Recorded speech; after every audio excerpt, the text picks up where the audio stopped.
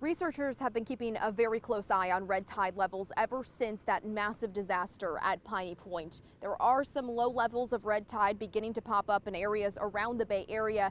They say it's not cause for concern just yet, but it's definitely something they want to keep an eye on and do a lot more tests to make sure it's not a cause for concern.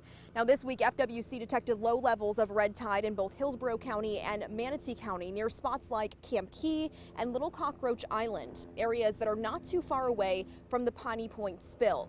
Now, they're not directly linking these red tide blooms to the spill. However, experts have said that the nutrient-rich water that came from Piney Point creates favorable conditions for red tide blooms to form.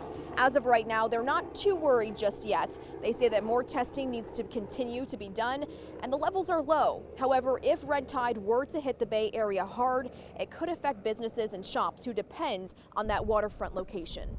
We start putting plans in place in case we have a huge impact on our environment and our tourism and our operating dollars. So we start scaling back some of our plans for expanding for the summertime, and just kind of hold off and see how it plays out. So yes, I'm cautious, but I'm also very hopeful. Now, Dylan says he's hopefully optimistic because just as quickly as these blooms come in, they can just as quickly dissipate. But that's why researchers are continuing to stay on top of it, continuing their testing.